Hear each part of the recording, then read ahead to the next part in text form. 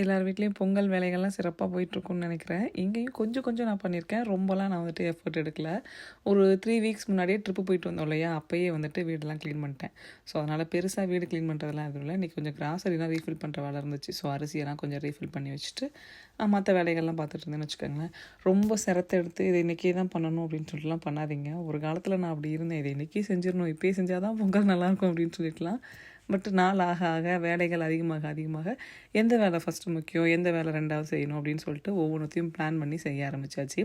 இது நம்ம தோட்டத்தில் விளைஞ்ச பூசணிக்காய்.